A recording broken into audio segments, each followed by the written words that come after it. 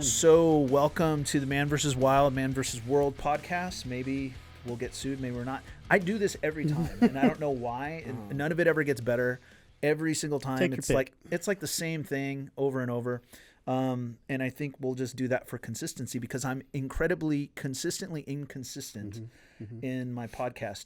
So, for those of you that are looking at me, why do I have my glasses on? Am I doing a Ray Charles impression here today? No, I'm not. I had emergency retinal reattachment surgery, completely unrelated to fighting. Everybody assumed I just took a hook from a soccer mom and, detached my retina. Nope, I'm actually nearsighted, and apparently the layer of lens is very thin and weak, and I'm somebody who is at risk for this type of thing. So, So it wasn't a beatdown? It wasn't a beatdown. And it'll be probably a couple of months before I can spar, a month before I can go back in and even throw. I went for a jog yesterday. Like, it's weird. There's like this gas bubble in my eye. As I'm looking at you, like half of my vision is like okay. The other half is like looking through water, like underneath water. So it's totally weird. But as I was jogging yesterday, like this little thing is like bouncing around in my eye. It's totally weird. Not a big deal, but kind of sucks because I can't drive. Can't do a whole lot of anything. But you brought a driver today. I did bring a driver. So today's a bit of a different episode. Have you ever wondered what deadass means? Have you ever been trying to figure out what these kids mean when they say something's bussin', right? These are all terms and terminology of the Gen Z vernacular. So I do have a guest here today who is, we're not going to say completely represents all of Gen Z, but let's say he's a drop from the sea. What is that generation? And maybe we'll learn a little bit about what the tides are. We're not going to learn everything about the ocean, but at least you won't have to give the side eye to that Gen Z dude ordering coffee next to you, talking about his day. Maybe it's just not going to work out that way. Anyways, we have my son Jacob here in studio. Welcome. What's up? What's up? What's up? And that's so apparently what's up is still good. That has not been canceled. What's up is okay. So that's a good thing. So he is going to be college bound here in a matter of days. So my house is going to be in continual mourning with his mom. We'll probably get another dog to adjust to the big adjustment of having one less child Big dog in the or house. little dog? It's probably going to be a little dog. I think the evolutionary scale of dogs is going down in the house. The older you get, the smaller the dog. We'll end up with a Pomeranian by the time my youngest son leaves the house.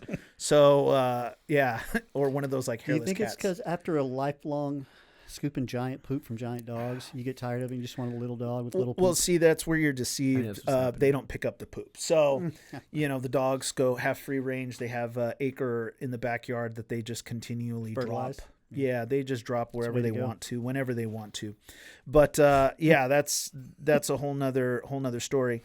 But I actually thought it would be good to have somebody like this in the studio. Initially, I wanted to do this right around, I don't know, it was like Mother's Day. I wanted it to be a thing for, my wife to hear, one of her children praising her, as it says in Proverbs 31, for those that do read it.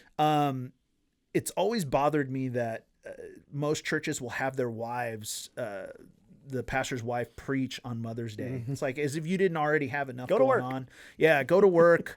What are you doing? What time will dinner be ready? And by the way, I want you to preach the message. So I initially wanted to do this back around then. Unfortunately, time was just not on our side or opportunity. So here we are today before you leave and your mom is a blithering mess. I will be okay, mostly. You're only going to be about 45 minutes away, something like that. So we'll see whether we see you again or not. But since you're here, what does dead ass mean? I would say it just means like for real, like to just be real. Like it's kind of like, are you serious? Like, yeah. So me and my like CrossFit neighbor Adam and his girlfriend were arguing about or You contemplating. really didn't know what this is? Like, No, I feel like, no, because we've heard it. Usually I figure out things in their context. Like I hear Yeah. somebody use it, like, okay, what does this word mean? Use it in a sentence. But dead ass, I didn't understand what was going on. So we couldn't figure it out.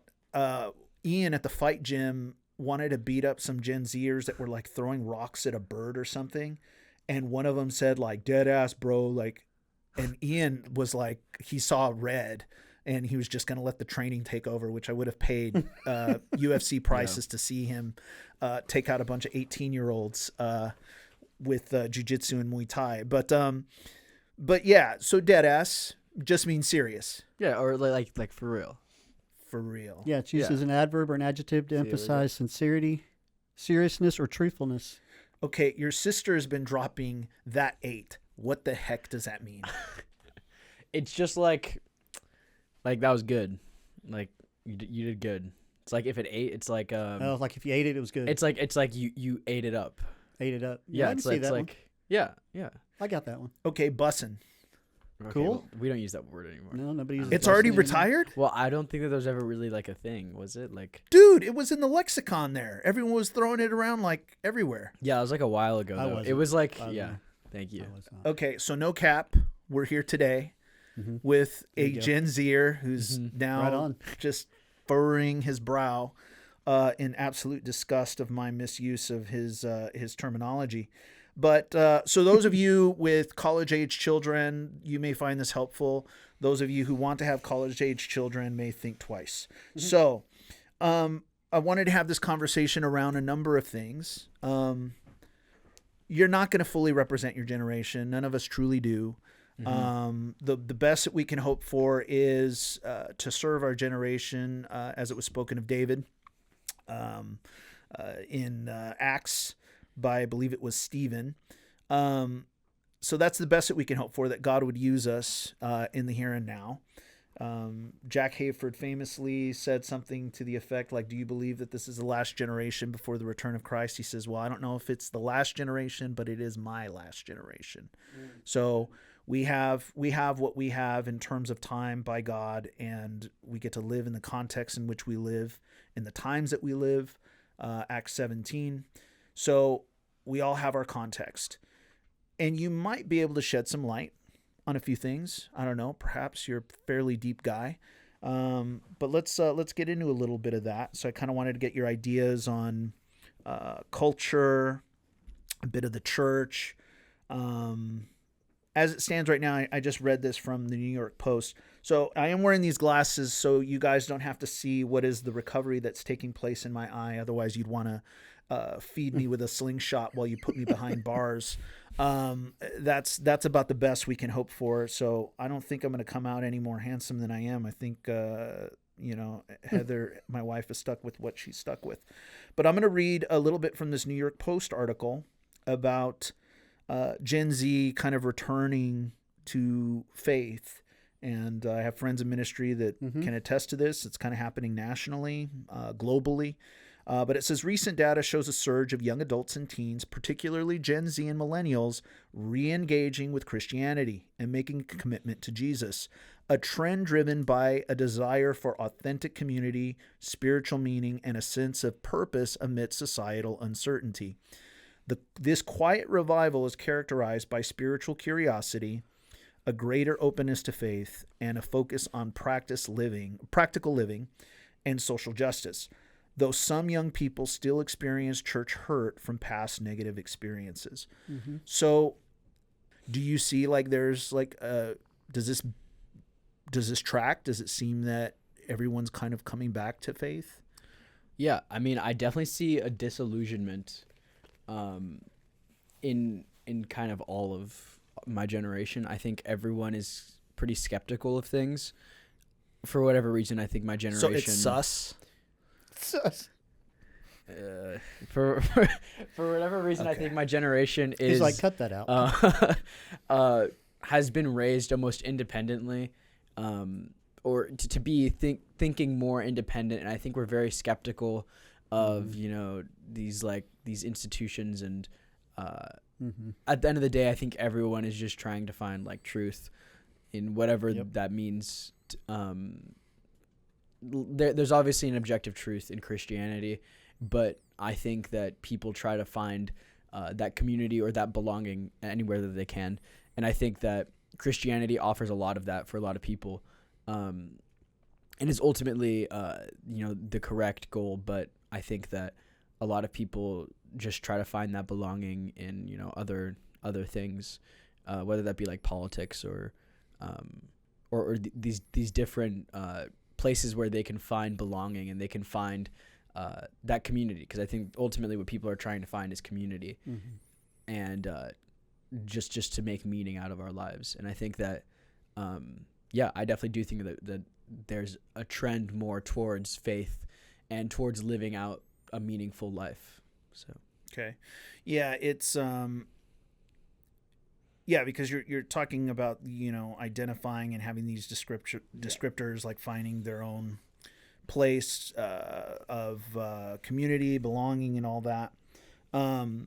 It seem that, at least from what I can see, I don't know if it's necessarily people are returning to the idea of church, right? Like, I think COVID upended everyone's idea of the rhythm of life in terms of faith. Many people didn't return to church. And by church, I mean church services. Too often people confuse the idea of going to church and serving once a week in the church as opposed to being the church, like the body of Christ at large, not contained to a building or to, 3 services on Sunday. That didn't really return to pre-COVID levels. But oddly enough, it upended enough to where I think people had to genuinely think about like authenticity. I hate to overuse that word. It's such a buzzword, but it seems that people are really just wanting what's real, right? And you mentioned like truth, right? And truth being something that's been up for debate, over the last few years. Everybody has your truth, my truth. There's no objective truth. It's more, relative truth. Like, what's true for you is true for you, is true for me, true for me. But, gravity is pretty true. If I take a step off of there are some things that you can't say aren't true. Yeah. But it's not everything is subjective. Do you find that people are open to that kind of truth? Like, are they really opening themselves up to truth at their possibly worst personal cost? I think it's no different from my generation than it is from yours. Like, that truth, the truth of following God, like dying to yourself, I think is a hard thing for anyone to swallow. And I think it's something that can maybe be unpleasant for, I think, everyone. But I think, specifically in my generation, a lot of us are definitely searching for belonging and meaning in some way. And a lot of people, I don't even think it's specifically generational. It's more just like people try to find that belonging in whatever it means, and whether that means just like pleasure or short-term fixes to that. That's up to them. But then ultimately, Christianity is all about just dying to yourself. And I think that that's an uncomfortable truth, especially if my life is good right now. Why would I want that? But I think that it's something that, I believe that God works in people, and that if they are to be receptive to it, then I think that they will be. Where do you like looking at the church again to make a distinction between the church service, which we're called to, right? Corporately, we're called to not forsake the assembling of ourselves. We're called to be in that corporate community. Where do you feel that, and I know it's very general, it may be too broad of a generalization, but where do you feel like the church kind of misses it in terms of its outreach to your particular generation? Like, what is it that you kind of walk in? I know, again, very general. Yeah. But you kind of walk in and you kind of go, this isn't really for me. I still believe in notes, folks. The show Notes are good. We need something, otherwise it's completely off road, which I'm pretty sure we will end up at some point. But what do you feel kind of is a miss? What do you see? What do you see as a miss in a church context? Yeah, in a service. I think personally for me, and on behalf of a lot of my friends, but I do have friends that completely disagree with me. I think the whole like idea of no, because I can't alienate that. I think I prefer smaller community and something that's maybe a little more intimate and tight knit. And so I think that when it comes to finding different churches, I don't like churches where I feel like it's easy for you to just go in and walk out and no one's going to say hi to you. No one's going to know who you are. I like churches that are more, I think that is like the ultimate miss to me. I like churches where it's kind of like community is something that it's a necessity. It's like built into the church. And that's definitely a miss to me. I also think probably maybe this is more applicable to everyone in my generation that, I mean, as you said before, like authenticity or whatever, I think everyone is wanting something real. And I think that Gen Z is particularly adept to finding what's fake and seeing through a lot of the different, I think, church BS that happens now. Mm-hmm. And it's always happened, but I think that we are maybe a little more keen to looking at and seeing through just not authenticity, just people being fake. And I think that is probably the biggest miss, if anything, because everyone is looking for something real. And if what I'm being sold at church isn't real, or if the person who's selling it to me, like the pastor, is caught up in something else that is contrary to what he's preaching, I think that's when a lot of people get turned off, because if it's not genuine, then why would I want it? Yeah, I think the moral failures and stumblings of some of the leaders, it's unreal how many well-known, well-platformed, pastors have now been found out, come out that, surprise, they're not perfect. In some cases perverts, in some cases, a number of other things that are completely off of the rails. Yeah. That, I almost want to say you never want to excuse, that type of behavior. Or in some cases, the practices are just egregious. They're incredible. But then there's other things that you find out that the person is not exactly perfect. And I think in one part, it's our fault. Right. We shouldn't venerate these people and put them on the platform, or not the platform, the pedestal. We trade the platform and for a pedestal, we put them up to something. Celebrity status. Correct. Yeah. That they're not, no one is going to live up to. Right. The only person ever to live up to that in the body of Christ is Christ. And if you want, perfect church, don't go. Right. But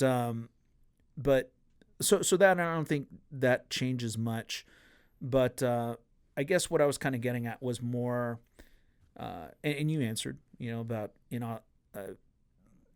a lack of authenticity, again, buzzword, hate it, but. And y'all can smell it. Like you have good discernment over the truth and the BS. Yeah, it seems like. So. Yeah. I've come across that quite a bit.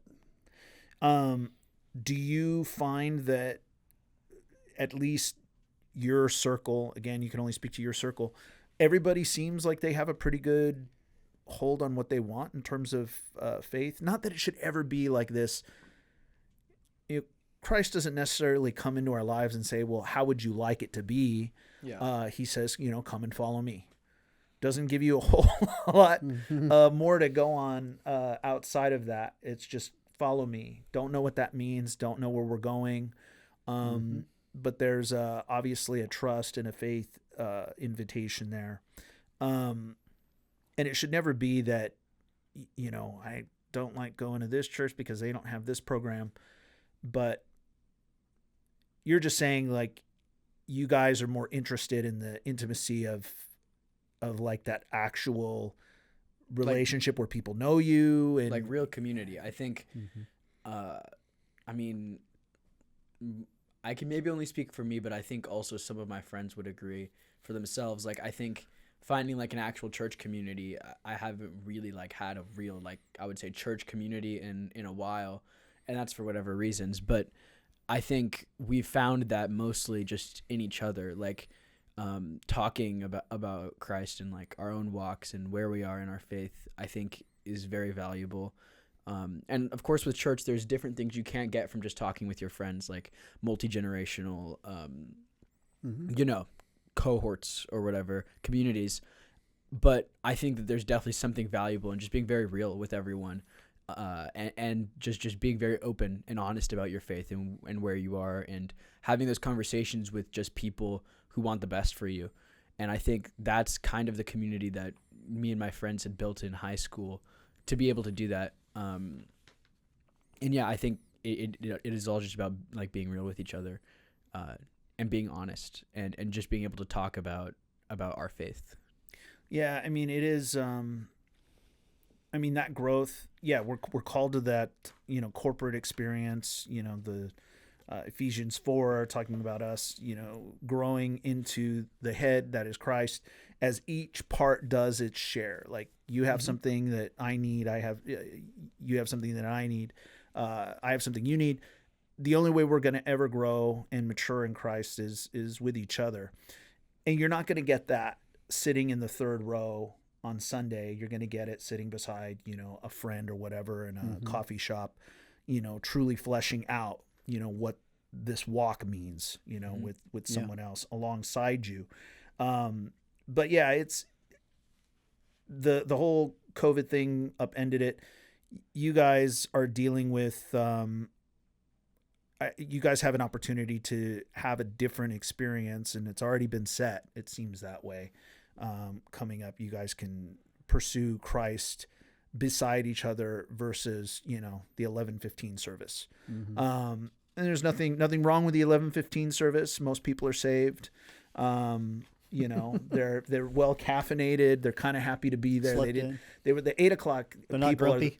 The 8 o'clock people are the ones that you really got to look at. You get shivved in those services because those people are like those are hardcore. Not and that don't they sit love in their seat. No, it's not because they love Jesus more. They just want to get a table at brunch on time.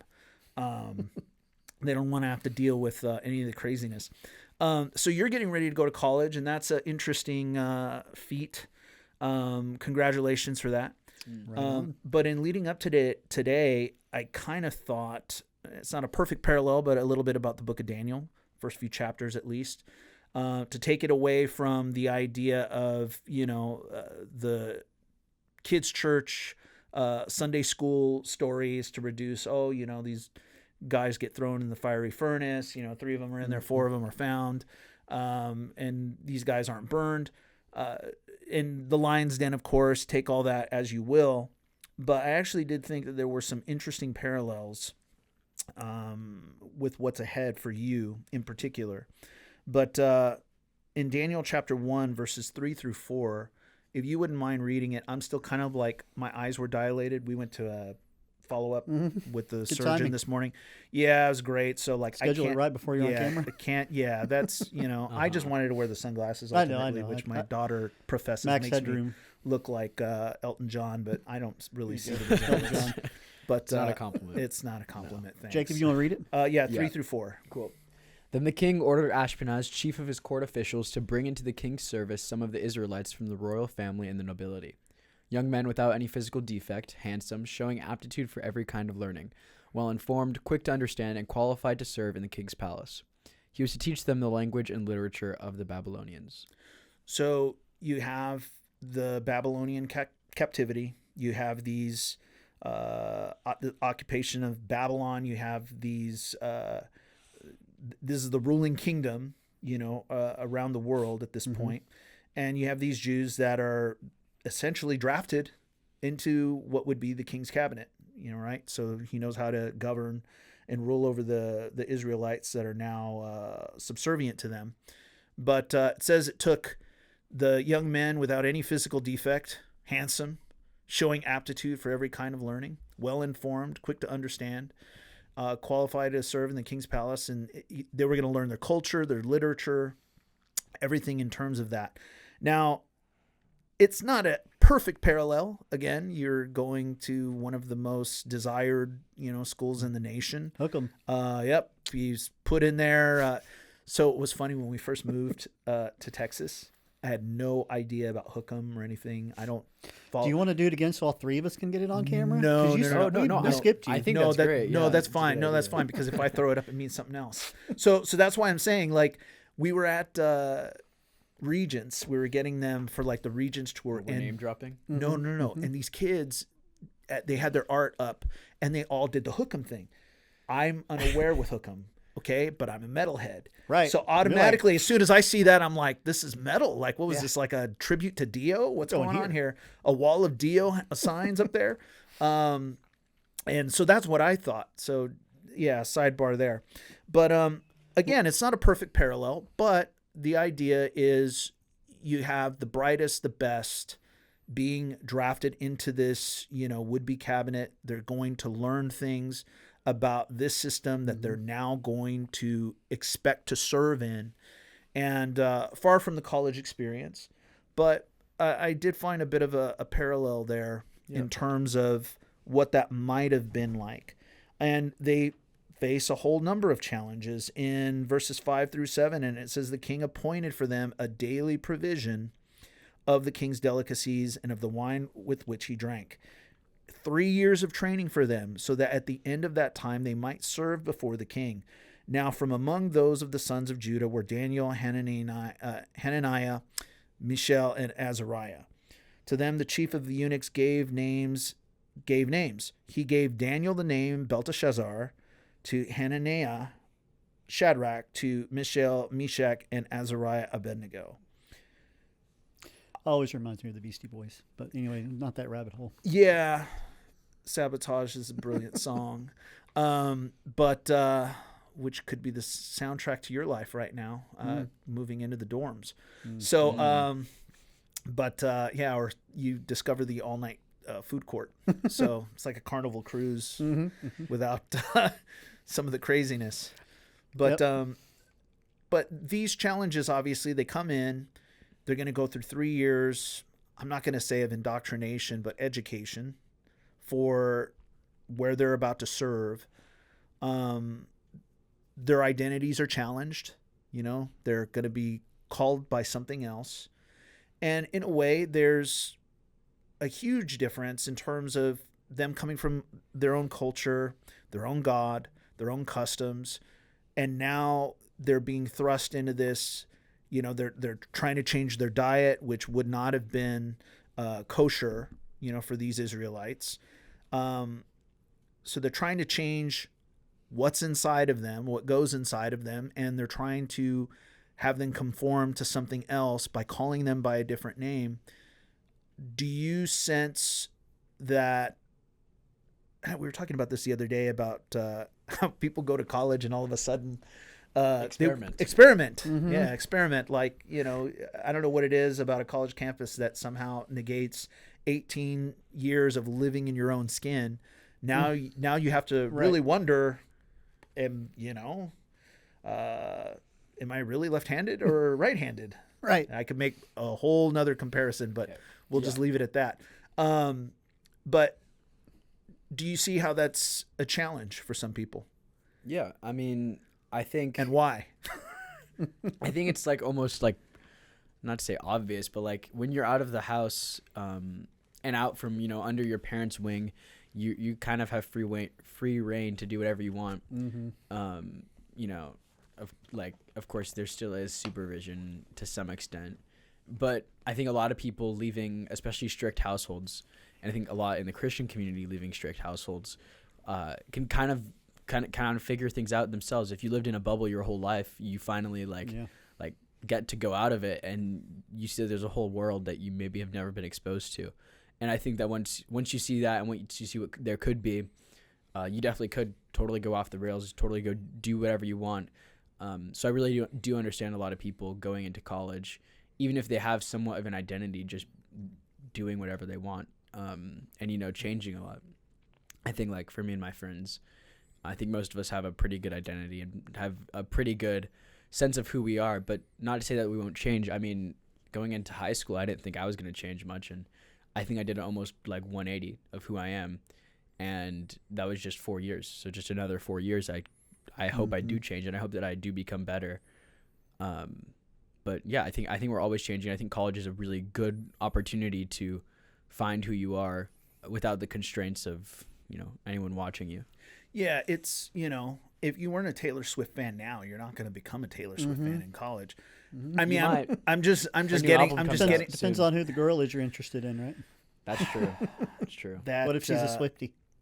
Yeah, I don't know, man. But then why is the girl might be a deal breaker? Yeah, that might be a deal breaker. Yeah, that there was some video. I think you and I were talking about it earlier. It was kind of messed up. I don't know if you saw it. It's kind of made the rounds on like X and I think TikTok too. Some Mormon dating show where they have, and it was a bit deceptive. The clip that kind of went viral. You had this girl. I mean, she's a kid, probably of about 18, 19 years old. She doesn't look like she's one of these like crazy, I'm not going to say she's not hot. Like what is that kind of, I don't want to be a jerk. She just looked like a normal girl, probably like to have fun. So the premise of this show is that you have like 10 guys, 10 girls on with a sheet separating them. Which I don't know. There's sheets involved in the Mormon thing. Does it keep it holy? So yeah. But they can't see each other. And this girl, I guess, was the very first one at the launch of this show, this web series.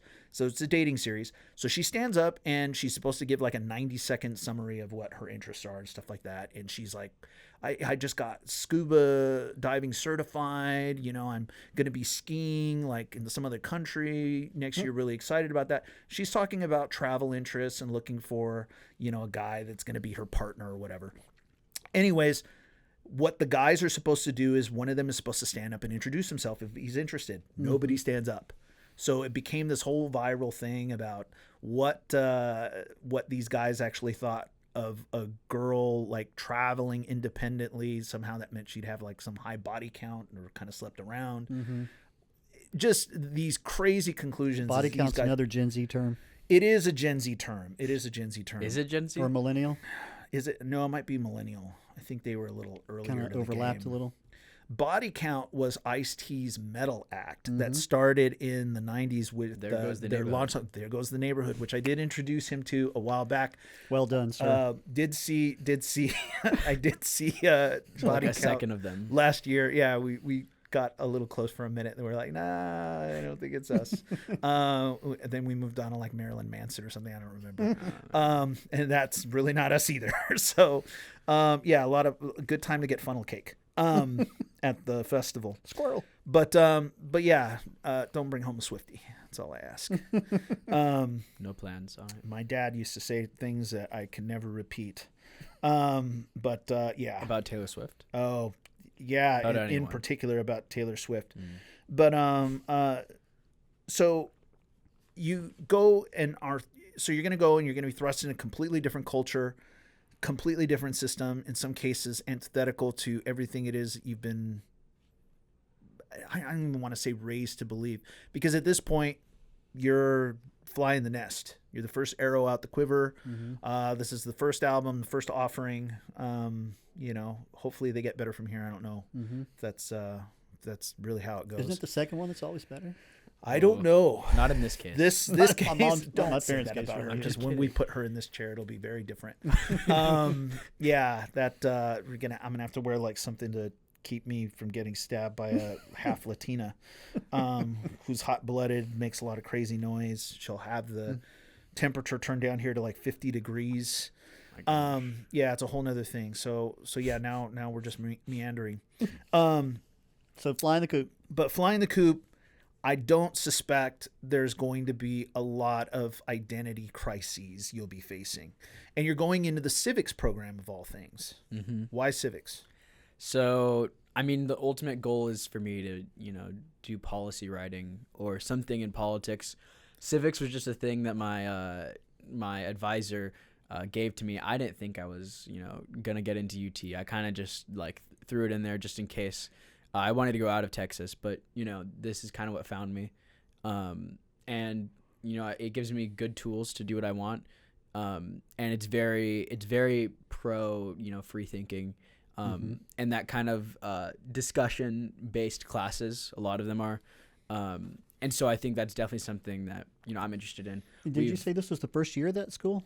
Yeah, I'll be the first class, and with that, there's a lot of uncertainty, but I have faith it'll be a good enough program. Yeah. But why do you even care? Why do you even care about that? How is that an interest for you? Like politics and like just trying to any do of that, it. like I mean, you and I, we've had many a kitchen debate. He'll take the communist point of view just to piss me off. Right. But obviously he doesn't believe that. Well, but that's what you think. We'll find out first Thanksgiving. There's critical thinking skills at work. So why, like, how is that something that you even found to care about? I think, one, it's just a drive to want to be able to change something and like do something with my life. I just think I see a lot of things wrong with a lot of how we do things in America, and I think I was just raised to believe that I think I can make a difference in that. And if there's something that I don't like, I feel like I would rather have a say in it, even if it's maybe an insignificant say, or I just want a way to be able to express my opinions on different things in how we run our country and policy and different ideas. And I think I just have a lot of ideas on, how just the way that things are going that, I think that my opinion can be valuable. And if I can use my opinion and, my words to make a difference, that would be like ideal. That would be awesome. So I think it just comes down to wanting to make a difference and wanting to put my opinion in myself out there. World changer. That's what I heard. Yeah, that's I don't know. You've read about some of these, transformative figures, in history, people that have created some of the systems we have now, the technology. Part of changing the world is having that maybe it's an overconfidence that you actually can. So you have to be a little bit crazy to believe that you can make that kind of difference, but good on you for it. How do you see the challenges in terms of you go into a system, they're going to change your name. In some cases, they're going to ask you to completely go in ways that are antithetical to maybe even what you believe. We've seen all God is Not Dead installments. I think they're up to like 56 now. 156 maybe? Michael Tate has been removed from the lexicon there. God's not dead a lot. Yeah, he hasn't been dead for a couple of thousand years. But yeah, it's made for good. Have you seen any of those movies? Yeah, I watched one. I think I watched the first one like years ago. Kevin Sorbo. Millennial movies. Huh? Those are millennial movies. Yeah, they are millennial movies. It's very millennial. Yeah, it's but yeah, you're gonna run into that a little bit. But the cool thing is that you see, in many cases, they get drafted into the Babylonian kingdom. They get tasked with the idea of having to answer impossible questions. Like the king has that dream and he brings in all the wise men. He doesn't want to tell anyone the dream. He wants them to know the dream and to interpret it without him ever telling them what took place. And you're going to be faced with some of the impossible questions, and it'll be incumbent upon you as a believer in a way to give answers, satisfactory answers anyway. And God does that for his own glory. So he gets the glory for that.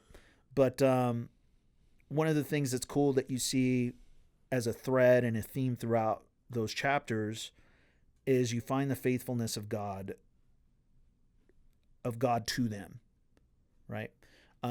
Daniel, before he goes into the king to get this whole, interpretation given to him, he asks his friends to pray for him, that God would show mercy.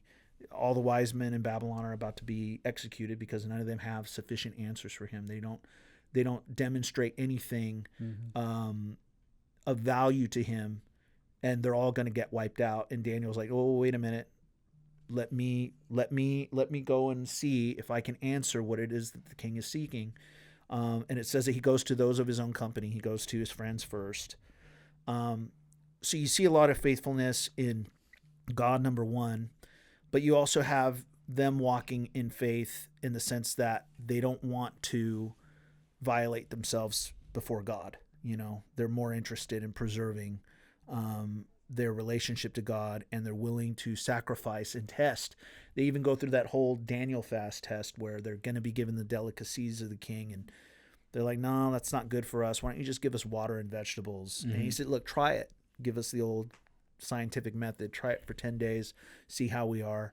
If it's good, then good. If not, we'll do whatever you want. And God continually shows up there. What would you say is, I'm not going to ask you what do you see as a challenge? Like what is something that you think about a little bit walking ahead into the context of that? I definitely think maybe diversity of thought and being around so many people who I disagree with and who disagree with me.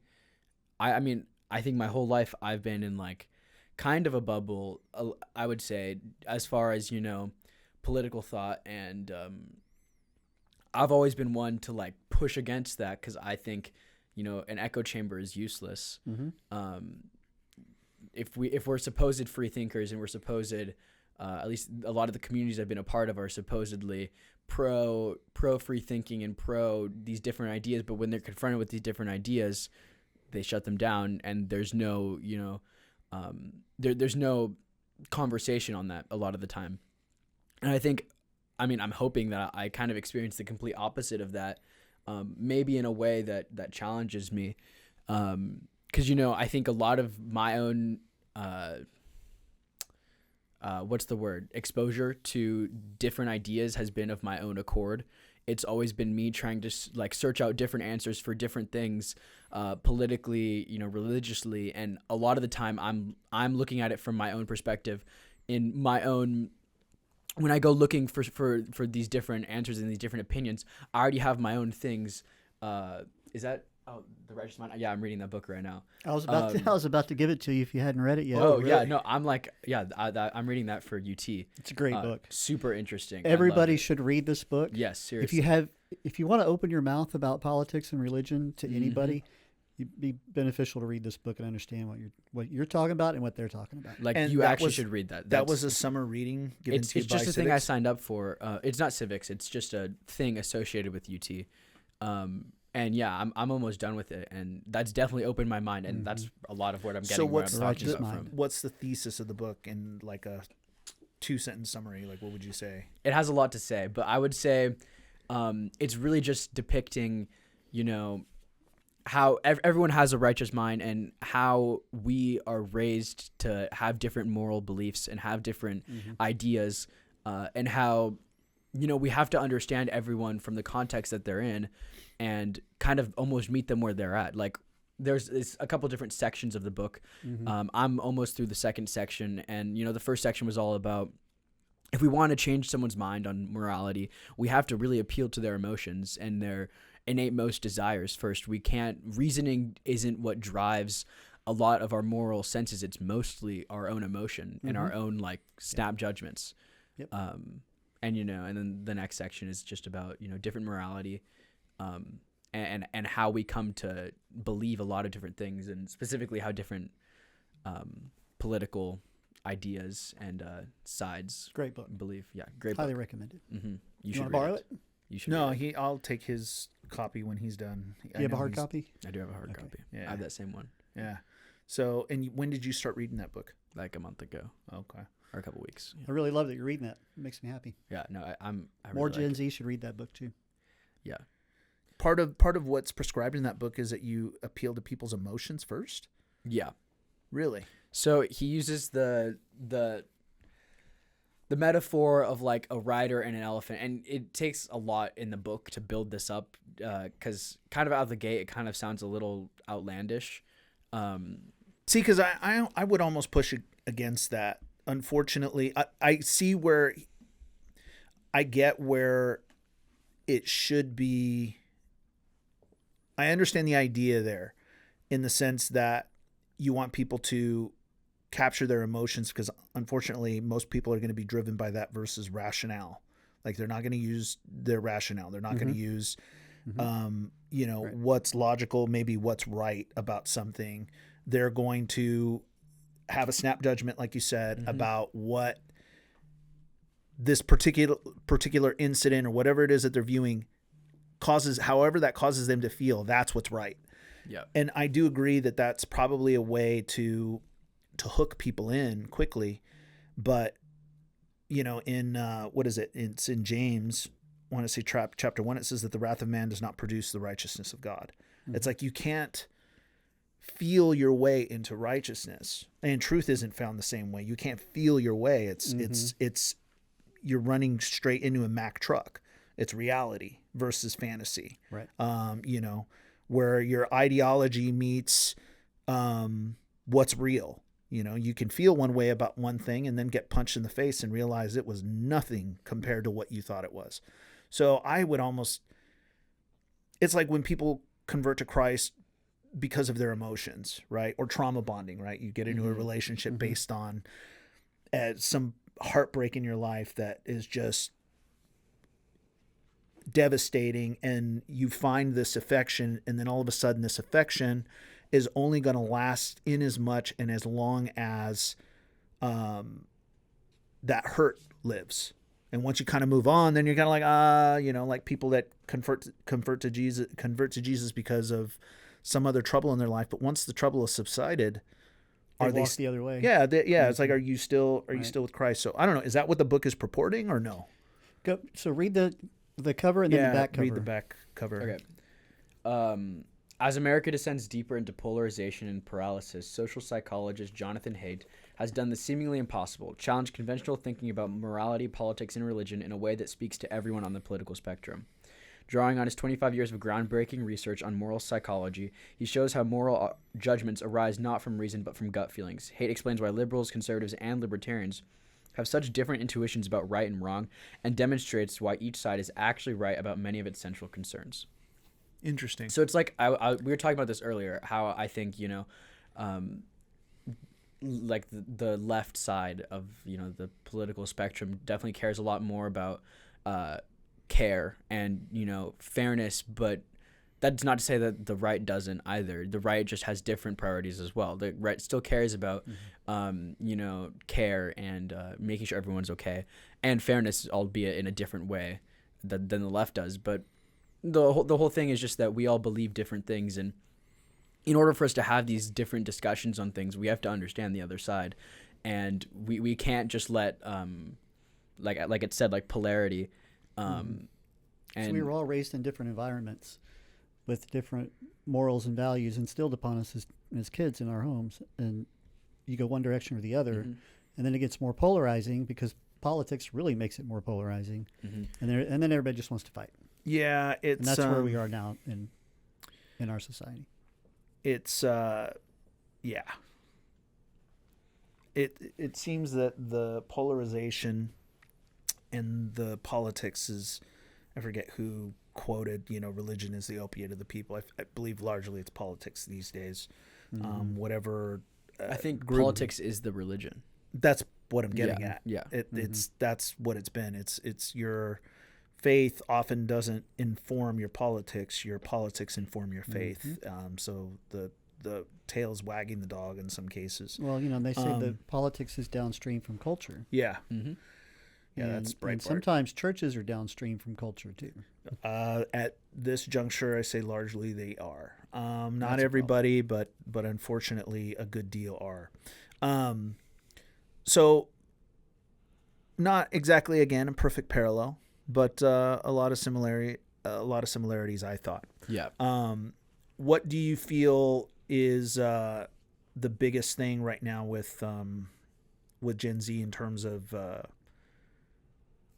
how you guys are looking at your futures? Like, you pretty optimistic, or is it a little tenuous? Like, what's the general temperature there? I think I guess this is maybe another buzzword, but like doomers. If you, yeah, I'm sure you guys know what that means. And like, No, explain. Just like people, you know, I think a lot of our generation is almost like black pilled, which is to say like very nihilist and very like we're kind of done.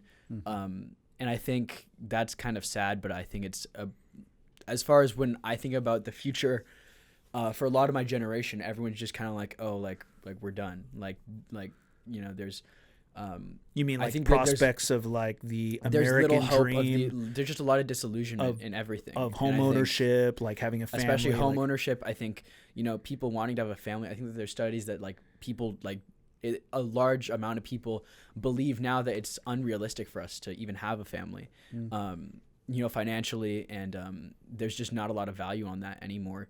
And I think it's just a lot of our circumstance, and also growing up in COVID and having all of that happen.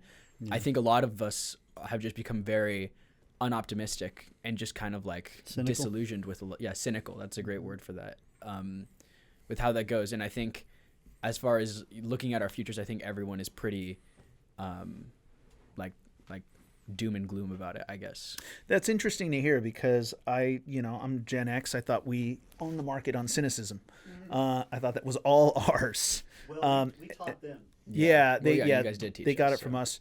But what's funny is in contrast to that, you also have people coming back to faith in record numbers. So it's not entirely a lost cause. I think apart from Christ, anything and everything is lost.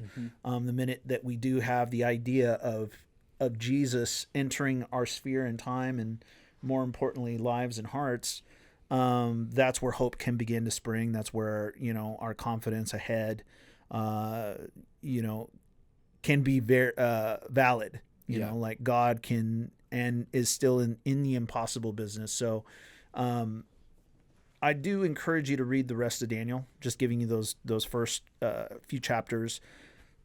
I just thought it was awesome to consider, you know, what you're about to embark upon, and have that as a testimony of God's faithfulness, God's power, and you're going to face your own God's Not Dead installment 57, I think.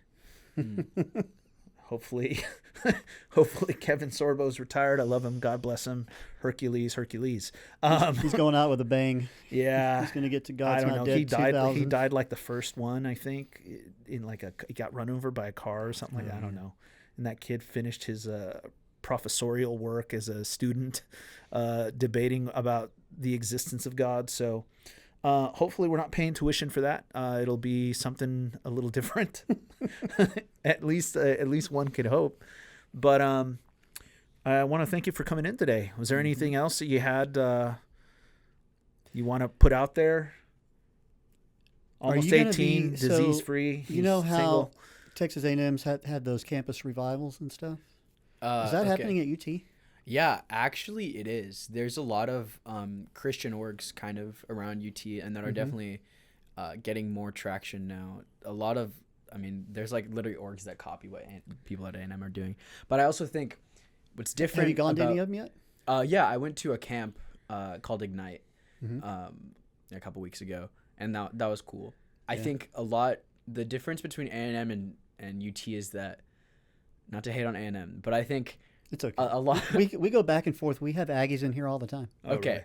I'm just saying, I think a lot of A&M is very, from what I've seen, almost groupthink, more of like a homogenous like culture, and that just happens from the traditions and It's like the the core, different things, and it's just like a lot of Texas, and I think that lends very well to having kind of a big revival and stuff. But I think UT really pushes critical thinking, and not to say that A&M doesn't, but UT is always known for being like very liberal and very, very, very out there. I think that they're telling us that it's like 5 to 10% of UT is Christian, which is, like shockingly low. That seems really low.